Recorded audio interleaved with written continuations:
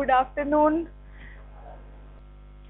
अभी तक actually assessment का पर्पस सिर्फ ये नहीं होता है कि आपने कितना पढ़ा है, कितने मार्क्स मिले हैं, वो सब भी इम्पोर्टेंट है, आपके लिए मोटिवेशन भी है आगे पढ़ने के लिए, but it is something which tells you about your mistakes also. तो जितनी आंसर शीट्स में रीड करी मैंने, मैं I am checking the last question which is the third question, and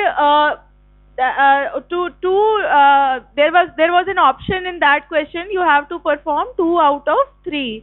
तो उसमें जो एम्ब्रियोलॉजी वाला पार्ट है, सबसे पहले शोल्डर जॉइंट वाला जो क्वेश्चन, जितनी शीट्स अभी मैंने चेक करी है उसमें मुझे जो common mistake which I could make out that was कि उसमें पूछा क्या था कि सिर्फ आपको बताना था movements which can be performed at the shoulder joint and the muscles which produce those movements ना। तो लोगों ने याद, मतलब ठीक है आता है नहीं आता है, कुछ को आके भी गलत किया, तो उसमें आपको लिखना क्या था, कौन कौन से मूवमेंट होते हैं, flexion, extension, medial rotation, lateral rotation, abduction, adduction. so you have to write what are the flexors of the shoulder joint। बहुत सारे लोगों ने उसमें फ्लेक्सर लिखा है बाइसेप्स ब्रेकियाई और एक्सटेंसर लिखा है ट्राइसेप्स। तो मेन फ्लेक्सर बाइसेप्स मेनली किस पे एक्ट करता है, एल्बो जॉइंट पे, मतलब it can act as a flexor of shoulder joint when the forearm is fixed. अगर आप उसका दूसरा एंड फिक्स कर दोगे तो ठीक है, थोड़ा बहुत काम कर देगा इस पे शोल्डर जॉइंट पे भी, लेकिन शोल्डर जॉइंट की मेन फ्लेक्सर तो नहीं है बाइसेप्स, ना ही ट्राइसेप्स मेन एक्सटेंसर है शोल्डर जॉइंट का। तो आपको ये भी ध्यान रखना है कि कौन से जॉइंट के लिए पूछा है, ठीक है। And then some people have written like कि मसल की ओरिजिन इंसर्शन लिख दिया है और एक जगह मोमेंट्स लिख दिए हैं। तो उस क्वेश्चन का इंटेंट क्या था कि you have to write what is flexion at the shoulder joint.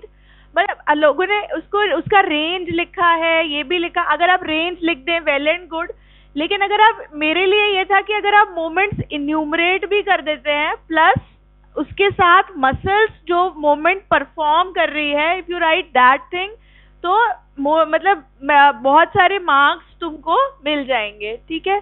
दूसरा जो common mistake that was rotator कफ।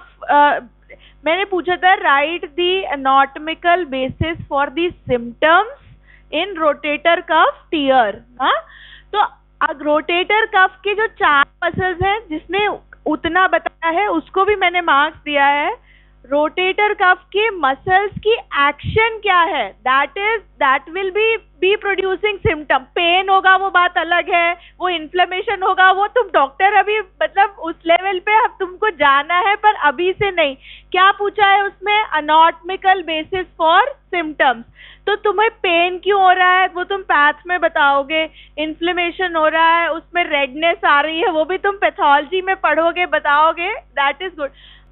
वो मतलब जो पहले वाले जो टीचर्स होते थे ना, बिल्कुल ठीक होते थे। पता है क्या लिखा है आप लोगों ने, वो जो एम्ब्रियोलॉजी में फर्स्ट वीक ऑफ डेवलपमेंट है या हार्मोनल बेसिस ऑफ कॉन्ट्रासेप्टिव में अराउंड 10 शीट्स में लोगों ने लिखा है कि progesterone and estrogen is given to maintain pregnancy.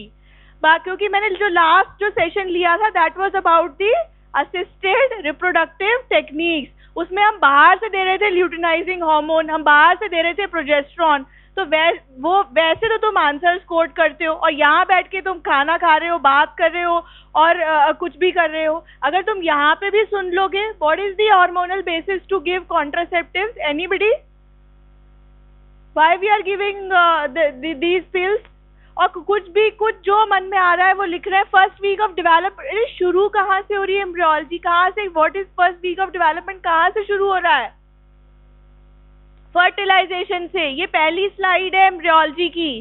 Fertilisation जब हो गया है यहाँ पे एम्पुलरी पार्ट में, तो यहीं से शुरू हो जाता है फर्स्ट वीक ऑफ डेवलपमेंट। तो this here in the ampullary part, जब ये पूरा ये फर्टिलाइजेशन का प्रोसेस शुरू हो गया, जाइगोट बन गया, क्लीवेज डिवीजन हैज स्टार्टेड, तो ये जो पूरा प्रोसेस है यहाँ पे जब ये दो बन गए फर्टिलाइजेशन के बाद से, यहाँ से लेके और इम्प्लांटेशन तक का प्रोसेस लिखना था, और ये डायग्राम बस तुम्हें बनाना है उसमें। और इसमें तुम्हें याद रखना है कि कौन से कितने आवर्स में क्या क्या हो रहा है। 30 hours means 1 day after fertilization, 3rd day after development, 4 days after development morula बन गया, blastula बन गया 5th day में, और 6th और 7th day में implantation हो गया। बस इतनी सी बात लिखनी थी। Very few copies are there who have written this thing। कि बाकी को तो ओरिएंटेशन ही नहीं है ना कि भाई चल क्या रहा है। So fertilization in the ampullary part, then the 2-cell stage after 1 day of the fertilization, 8-cell stage after 3 days of fertilization, morula after 4 days, 5 days। किसी ने days बहुत ज़्यादा नहीं लिखे हैं तो भी कोई बात नहीं, but just understand that in the first week of development these all events they occur। तो अभी तक हम ये पढ़ चुके हैं। When does blastocyst, this zona pellucida disappears? Around 6th day after fertilisation. इसके डिसअपियर होने के बाद ही क्या होता है, इम्प्लांटेशन। यहाँ से एम्ब्रियोलॉजी शुरू हो रही है। Spermatogenesis, oogenesis is required for the formation of zygote. लेकिन जब हम एम्ब्रियो की बात कर रहे हैं तो वो हम कौन से डे से काउंट कर रहे हैं, उसको first day of menstrual cycle से हम नहीं देख रहे हैं। जब बेबी का एज देखते हैं जो गायनेकोलॉजिस्ट हैं, they take from the first day of menstrual cycle, that is the age of gestation, that is gestational age which is counted from the first day of last menstrual cycle। That means 14 days before or 15 days before the fertilization। लेकिन हम जब development की बात कर रहे हैं तो हम फर्स्ट डे आफ्टर फर्टिलाइजेशन से काउंट कर रहे हैं। ये कौन सा वीक है, सेकेंड वीक, डे 8 आ गया, और plus this is known as week of 2। Everything is 2 in this week. क्या क्या दो इनर सेल मास में दो कौन से लेयर्स हैं, epiblast and hypoblast. Outer cell mass has differentiated into cytotrophoblast and syncytiotrophoblast. तो ये अब ये सेकेंड वीक स्टार्ट हो गया है। उसके बाद क्या हुआ, यूटेराइन ग्लैंड चल रहे हैं, ये एपीब्लास्ट है, हाइपोब्लास्ट है, एमनियोटिक, दो कैविटीज भी हैं इसमें। कौन कौन सी, amniotic cavity and yolk sac cavity। So inner cell mass is differentiated into epi and hypoblast, outer cell is differentiated, mass is differentiated into cyto and syncytiotrophoblasts, and then there are two cavities, the amniotic cavity and the yolk sac cavity। Day 9 हो गया, और changes हो गए, lacunae have started appearing in the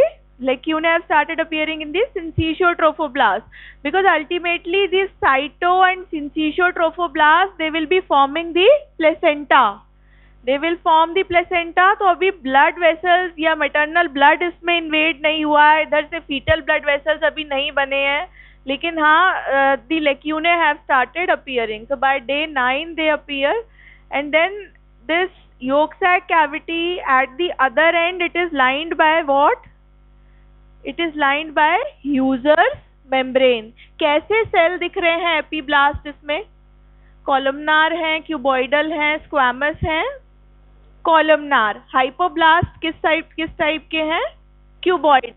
तो inner cell mass is differentiated into columnar epiblast cells and cuboidal hypoblast cells। लेकिन जब yolk sac cavity ये जो बन गई है, at the other end it is lined by flattened cells। Flattened cells are squamous cells we can say। So that layering या that layer is known as Husser's membrane। Similarly amniotic cavity is also lined by epiblast cells which are columnar cells, and at the other end by the cuboidal cells, they are amniogenic cells। So amniogenic cells will be secreting the amniotic fluid, and the two cavities are lined by two different kinds of cells। So all this is going in the second week of development, two cavities। Then the fibrin plug also appears on day 9 after fertilization. 7th day में fertilization हो गया, but still there was a defect, and still this defect is not sealed by the uterine endothelium. What is the lining of uterine endothelium? Endometrium क्या है, कौन सा है? cuboidal है, squamous है, columnar है? Columnar epithelium. So still this product of conception, it is not covered by the uterine endometrium. ये भी अभी ये जो पूरा complete होगा, it will be completed in the 2nd week. Then you can see the syncytiotrophoblasts, the lacunae have appeared in that, and then these lacunae will be filled by the maternal blood. So maternal blood, they are going to fill it. That means यहाँ से placenta जो है, that is मतलब उसकी शुरुआत हम कह सकते हैं कि placenta has started appearing. Now can you make out a gap has appeared between the Husser's membrane and the cytotrophoblast? अब साइटोट्रोफोब्लास्ट और ह्यूजर्स मेम्ब्रेन के बीच में भी गैप आ गया है, पहले नहीं था.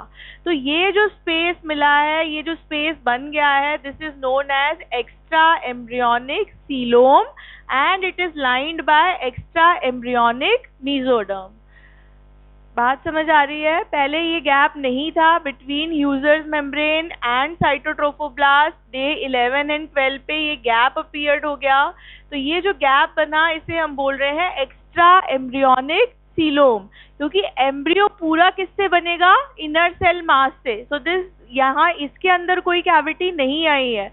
So extra embryonic coelom will be lined by 2 layers of extra embryonic mesoderm, and everywhere coelom is lined by somatopleuric mesoderm and splanchnopluric mesoderm. Inner layer जो होता है वो splanchnopluric होता है और बाहर जो होता है वो somatopleuric या somatic layer of mesoderm होता है. पर ये सब extra embryonic है. उसके बाद अब देखो एक्स्ट्रा एम्ब्रियोनिक या एक्सोसीलोमिक जो कैविटी है वो बहुत ऐसे बड़ी हो गई है और यॉर्क सैक में से एक छोटा सा पोर्शन बाहर निकल गया है. This is known as exocoelomic cyst. अब डे 13 में देखो क्या क्या चेंजेस हो रहे हैं.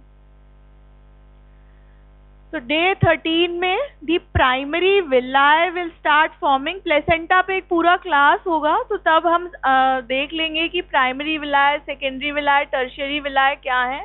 पर फॉर नाउ अभी 2 लेयर्स दिख रही हैं, cytotrophoblast and syncytiotrophoblast.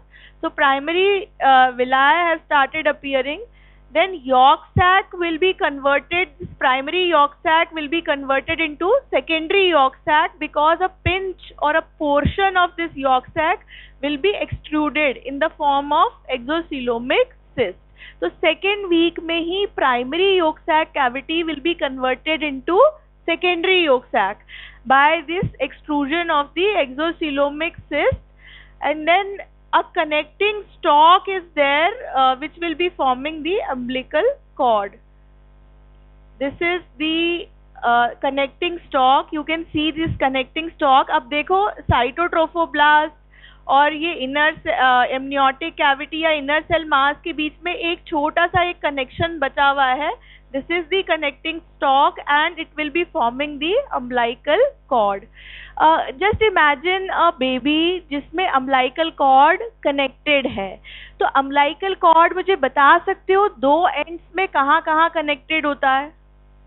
At one end it will be connected to fetus and at the other end it will be connected to placenta. So fetus में it is at the level of umbilicus and its other end is connected to placenta. So this is the future umbilical cord. And what is the function of umbilical cord? Anybody? What are the contents of umbilical cord? There are 2 umbilical arteries and 1 umbilical vein. So this connecting stalk or umbilical cord, actually basically this is the connection between the placenta and the fetus. तो placenta हमारा किस किस से बनने वाला है? Cytotrophoblast और syncytiotrophoblast से. तो इसको कनेक्ट कौन कर रहा है? ये connecting stock which will be forming the umbilical cord later on. जब fetal blood vessels आ जाएंगे तो उसी वही अम्बिलिकल आर्टरीज, अम्बिलिकल वेन्स की ब्रांचेस क्या होंगी, they will be passing to the villi.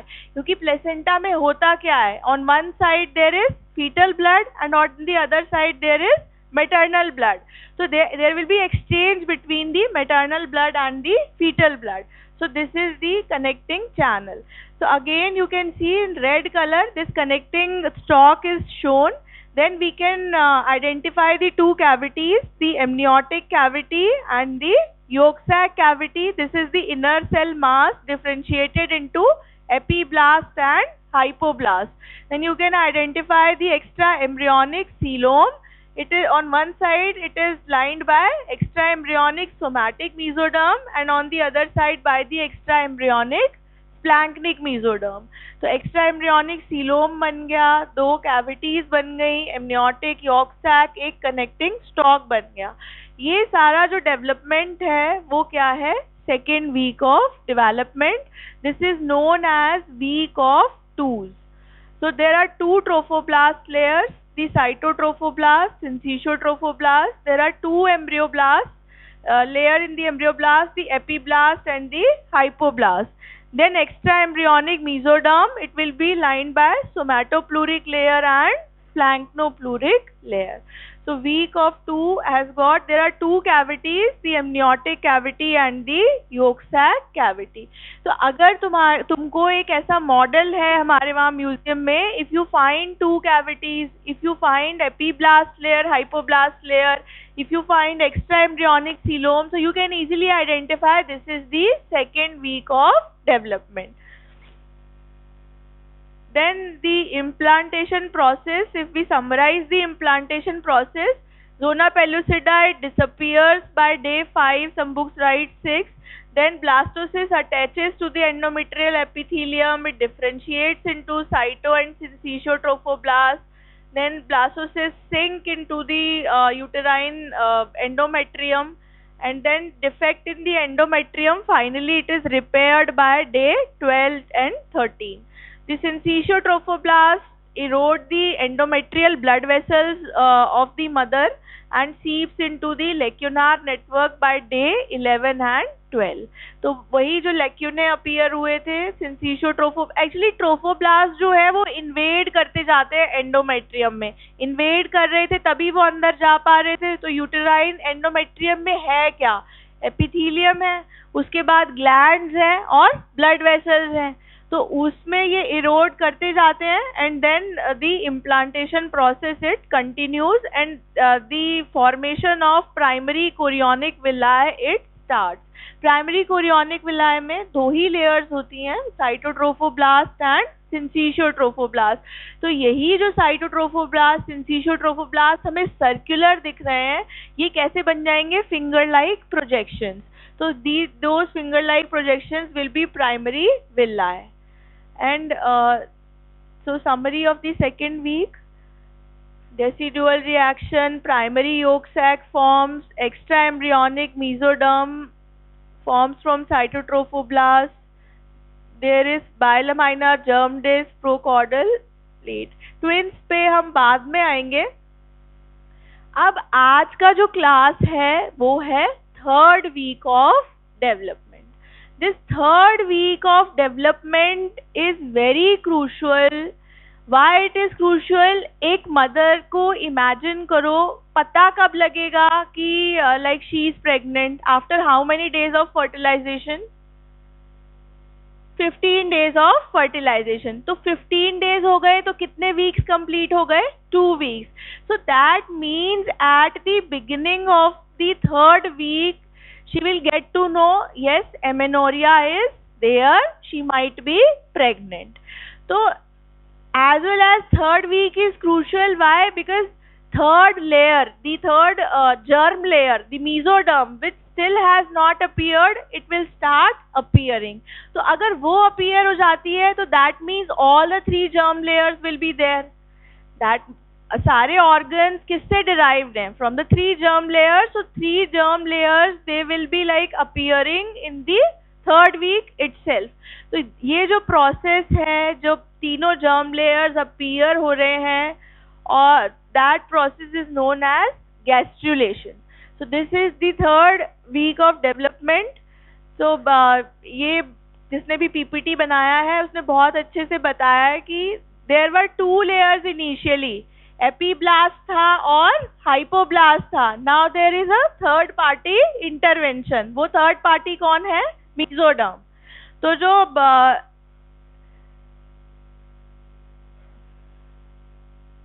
so there were two layers, the epiblast and the hypoblast. So in the third week, what happens? A mesoderm comes in between. So this mesoderm is in the form of, ये red color से यहाँ पे दिखाया है. You might have heard somewhere read also that all the germ layers, they are derived from which cells? All the germ layers, they are derived from epiblasts. Epiblasts are the cells which give rise to all the three germ layers. What are the three germ layers? Ectoderm, mesoderm and endoderm. जब तक ये epiblast और hypoblast के form में है, हम इन्हें ectoderm endoderm नहीं कह रहे हैं. और ये एक्टोडर्म एंडोडर्म नहीं है. क्यों नहीं है? Because epiblast are potent to form all the three germ layers. They will give rise to ectoderm, they will give rise to mesoderm and they will give rise to endoderm. So कैसे देंगे, क्या होगा, वो हम ये third week of development में देखते हैं. And so the main events which occur in the third week of development are, there is formation of primitive streak, there is formation of germ layers and there is formation of notochord also. These are the main events which occur in the third week. जैसे हमने first week में देखा, that was from fertilization till implantation. Second week में क्या हुआ, हर चीज दो हो गई, outer cell mass, inner cell mass, दो cavities बन गए. तो main events which takes place in the third week, they are the formation of three germ layers, the notochord formation and the appearance of primitive streak. ये primitive streak जो है, इसे बिल्कुल अच्छे से याद रखना, क्योंकि मैंने क्लिनिकल प्रॉब्लम्स देखे हैं. मतलब दे राइट लाइक कि primitive streak appears and there is amenorrhoea, complaint of amenorrhoea. तो दोनों इवेंट्स कोइंसाइड करते हैं. Then process by which bilaminar disc, embryonic disc changes into trilaminar embryonic disc is known as gastrulation. So now the bilaminar disc, this flattened germ disc which was bilaminar consisting of epiblast and hypoblast, it will change into a trilaminar germ disc. अब ये trilaminar बनता कैसे है? एक देखो, primitive streak it appears at the, अब यहाँ से और क्या establish होगा? There will be establishment of the axis of the embryo plus the dorsal ventral and cephalic and caudal ends. अभी तक कोई polarity नहीं थी. कोई भी end क्या बन सकता था? cephalic end, कोई भी end caudal end बन सकता था. dorsal ventral नहीं पता था. तो ये जो primitive streak appear होता है, it appears at the caudal end and on the dorsal surface. तो जहां ये appear हुआ है वो dorsal surface बनेगा, वो caudal end बनेगा. इसका opposite end will be the cephalic end. And this primitive streak, it forms by the thickening of the epiblast cells. ये पूरा जो blue color से ये दिखाया है, ये epiblast cells हैं. इसकी thickening सिर्फ कहाँ हो रही है? caudal end में and on the dorsal surface. So a streak appears. That streak is the this primitive streak. So it begins with the formation of primitive streak, which is a thickened linear band or thickening of the epiblast. And then there is formation of embryonic mesoderm and endoderm. Now the embryo is known as gastrula. तो हमने क्या क्या stages देख ली? Morula, blastula and gastrula. So gastrula हम बोल रहे हैं third week में. Then it results from the proliferation and migration of cells of epiblast to median plane of the embryonic disc. proliferate हो रहे हैं, migrate कर रहे हैं cells, कहाँ जा रहे हैं, median plane of the, and 15 to 16 day पे appear हो रहा है ये primitive streak. Cells of the both sides they meet and there it elongates by addition of cells from the caudal end. Primitive streak helps in the identification of craniocaudal axis of the embryo. जहाँ appear हुआ है वो caudal end है, जो इसके opposite end है वो cranial end है. Dorsal surface पे appear हुआ है तो dorsal surface हमें पता लग गई. और you can see the migration of the cells from this primitive streak. Cranial end, epiblasts at the cranial end, they proliferate to form the primitive node. तो ये जो सर्कल दिख रहा है ये तो buccopharyngeal membrane है. ये yes, this circle is the primitive node and this is the primitive streak. Now there are two. ये हो क्या, थिकनिंग होगी, माइग्रेशन होगा. एक्चुअली क्या हो रहा है, ये एपीब्लास्ट सेल्स जो हैं वो अंदर की तरफ जा रहे हैं and they will be forming the mesoderm. So this is the area from there they are where they are moving. तो जहाँ से मूव कर रहे हैं वो क्या है, प्रिमिटिव स्ट्रीक है. अब ये प्रिमिटिव नोड है. दो ऐसे एरियाज होते हैं जहाँ पे माइग्रेट करके या ये जो प्रोलिफरेट करके mesodermal सेल्स नहीं जाते हैं, as buccopharyngeal membrane and the cloacal membrane. What do you understand by the term buccopharyngeal membrane, or what will it form? Buccal cavity, it will be forming the primitive mouth. So when this buccopharyngeal membrane will rupture, an opening will be formed, that is the opening of the mouth. Similarly, caudally, there will be opening of this cloacal membrane. तो दो ऐसे embryo में areas हैं where there is no mesoderm. ये migrate कर रहे हैं, पूरी बॉडी में माइग्रेट करेंगे, मीजोडर्म बनाएंगे, लेकिन कहाँ कहाँ मीजोडर्म नहीं होगा, एक बक्कोफेरेंजियल मेम्ब्रेन में और दूसरा क्लोएकल मेम्ब्रेन में. So primitive node is a slightly elevated area. Here you can see this is the electromicrograph showing epiblast cells and the primitive node. So epiblast cells they will be migrating. तीन type के cells दिख रहे हैं यहाँ, ये epiblast और एक और आगे पिक्चर है उससे क्लियर हो जाएगा. You can see the epiblast cells, they will be migrating and forming this primitive streak. सब तरफ ये जा रहे हैं.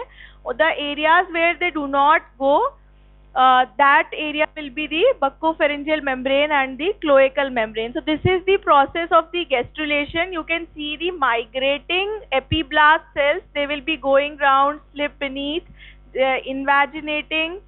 So on arrival of the two into the streak of cells, they become flask shaped and they migrate. अब ये है जो डिटैच हो गए एपीब्लास्ट सेल से, जो सेल्स और माइग्रेट करने लग गए या अंदर चले गए, दे विल बी फॉर्मिंग मीजोडर्म. अब कुछ सेल्स क्या होंगे, हाइपोब्लास्ट जहाँ पे था उसको रिप्लेस कर देंगे, वहां जाके अटैच हो जाएंगे. So they will be forming endoderm and which remain at their place they will be forming ectoderm. So it is like 3 layers जो हैं they will be forming. So here you can see primitive streak से ये cells जो है वो migrate कर रहे हैं. They will be replacing these hypoblast cells. तो जहाँ जहाँ replace करेंगे वो बनेगा.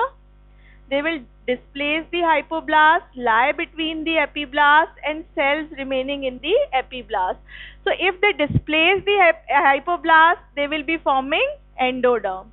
When the cells which are lying between epiblast and the newly created endoderm, they will form mesoderm.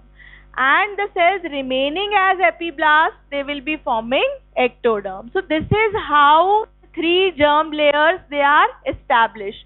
पहले हम second week में हम क्या नहीं बोल रहे हैं, ectoderm और endoderm. We are calling that thing as epiblast and hypoblast, because ultimately epiblast cells will be forming all the 3 layers, ectoderm, mesoderm and endoderm, which remain at their place. They will be forming ectoderm, which will lie, the cells which lie between the ectoderm and endoderm, they will be forming mesoderm, and the cells which replace the hypoblast cells, they will be forming endoderm.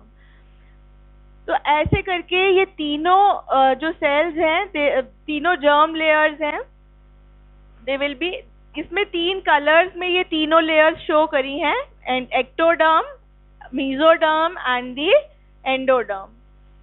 Ectoderm, mesoderm and endoderm. So all the germ layers, they are derived from the epiblast cell. So this is actually conceptual which you have to understand, retain it also, that all the germ layers, they are derived from the epiblast cells. So hypoblast cells, they will be forming extra embryonic endoderm of yolk sac, and epiblast cells, they will be forming primitive streak, embryonic mesoderm. So primitive streak, actually it is known as organizer or inducer for the process of gastrulation. जब अगर मान लीजिए artificial reproduction है या हम monitor कर रहे हैं रिप्रोडक्शन को, तो अगर प्रिमिटिव स्ट्रीक अपीयर हो जाता है तो that means gastrulation process has started, because it is the inducer, it is the organiser for the process of the gastrulation, or for the beginning, that marks the beginning of this process of gastrulation. So three layers, the ectoderm, mesoderm and the endoderm, they will be appearing primitive streak, node, buccopharyngeal membrane and cloacal membrane. So all these events migrate कर रहे हैं तो अपने आप बाद में buccopharyngeal membrane, cloacal membrane भी आ जाएगा कि वहां पे नहीं है मीजोडर्मल कोई भी cell. So primitive streak, then it starts regressing. Third week complete हो गया, उसके बाद this process continues till the migration forward, and laterally it continues till the end of fourth week, and primitive streak, it regresses and disappears. So if this primitive streak, if it doesn't disappear, it will give rise to a congenital anomaly that is known as remnant of primitive streak. कोई बता सकता है in the caudal portion? ज्यादातर caudal portion में ही बचता है, पूरा नहीं ये होता. That is known as sacrococcygeal teratoma. If the primitive streak, if it disappears, if it remains, so at the caudal end of the embryo, the primitive streak continues to form the mesoderm. आएगा इसमें picture हम देखेंगे. So regions of the epiblast, they migrate and ingress through the primitive streak. Now what will start appearing is the notochord. अब notochord देखते हैं कैसे बनता है. Now three kinds of mesoderm, they will also be differentiated in the third week itself. जो mesoderm पूरा है उसको भी तीन पार्ट्स में डिवाइड कर देते हैं: paraxial mesoderm, intermediate mesoderm and lateral plate mesoderm. So paraxial mesoderm is near to the axis, then there is the intermediate mesoderm, and the third one is the lateral plate mesoderm. और detail में mesoderm जब हम पढ़ेंगे, then I'll make it clear. So until fourth week, the primitive streak, it forms the intraembryonic mesoderm, then it slows down, diminishes in size.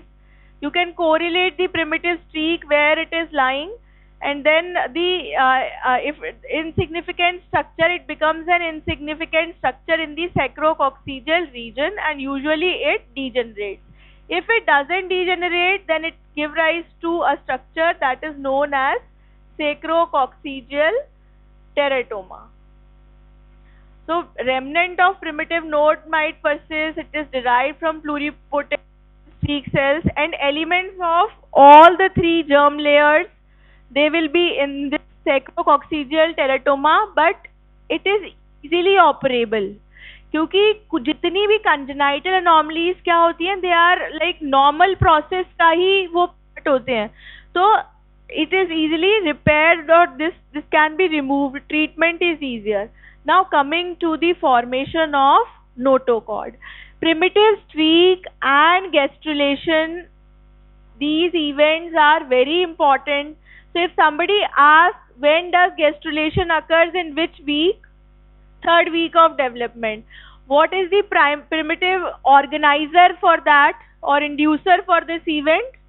Appearance of primitive streak. And what are the two areas where the mesoderm doesn't exist? Buccopharyngeal membrane and the cloacal membrane. The which cells give rise to all the three germ layers?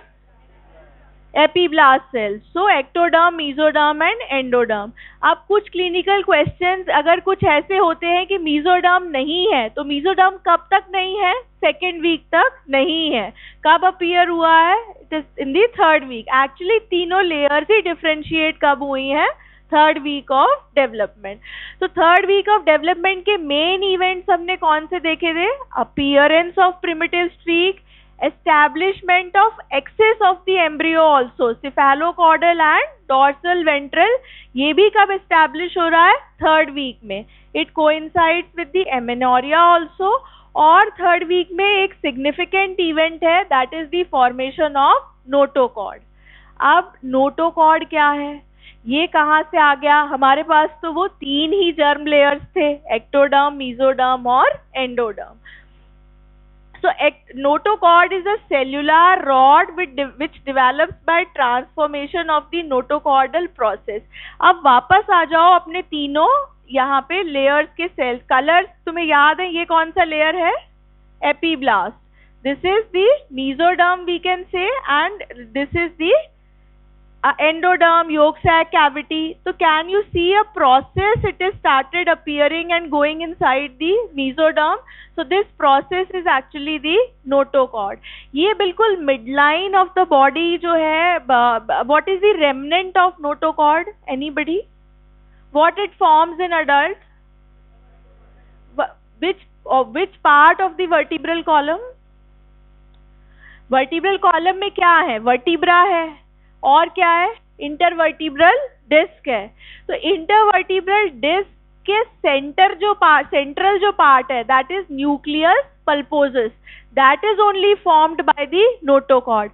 Otherwise rest of the vertebral column will be derived from which germ layer? Ectoderm, endoderm और mesoderm. Vertebral column की बात करिए, bones हैं. कौन से type का tissue है? Connective tissue है. तो किससे डिराइव्ड होगा? मीजोडर्म. सो अभी जो हम देखेंगे paraxial mesoderm, that will be forming. Notochord सिर्फ क्या बना रहा है? Only the nucleus pulposus of the intervertebral disc. Intervertebral disc consist of two structures, nucleus pulposus surrounded by annulus fibrosis. ठीक है, सेंटर में एक न्यूक्लियस पल्पोसस है और बाहर फाइब्रस स्ट्रक्चर है. तो उसमें सिर्फ नोटोकॉर्ड इतना ही बना रहा है. क्या हो रहा है यहाँ पे कि some process from the, actually this is the organiser for the neural tube. इसके आसपास न्यूरल ट्यूब बनेगा, लेकिन ये खुद कुछ नहीं बना रहा है. वर्टिब्रल कॉलम के अंदर क्या है? spinal cord. That will be formed by the neural tube. Brain and spinal cord, they will be formed by neural tube. So it only acts as a beginner or organizer for the neural tube formation. So notochord, pre-notochordal cells, they are derived from epiblast. They invaginate the primitive pit and they acquire the lumen of the notochordal canal. So right from the cephalic region to caudal region, so it extends in the midline from the precaudal plate caudally through the primitive streak. तो precaudal plate भी कुछ बन रहा है और नीचे क्या बन रहा है? primitive streak. इन दोनों के बीच में center of the body में क्या है? notochord. So precaudal plate is pre to the notochord. So that is the precaudal plate. बस इतना याद रखना है तुम्हें कि notochord का जो remnant होता है, and you can see this is the primitive pit through which the cells are going inside and they will be forming the notochord.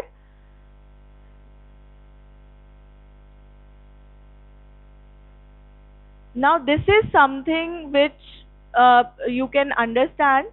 This is the ectoderm, this is mesoderm, and this is the endodermal portion. So here you can see this, the notochord, it is formed in the center. So it begins at the cranial end, the neural plate infolds to form the notochord, and notochord gets detached from the embryonic endoderm and it forms the roof of the yolk sac. So it is derived from this, you can see it is derived from the endoderm, it forms the roof of the yolk sac.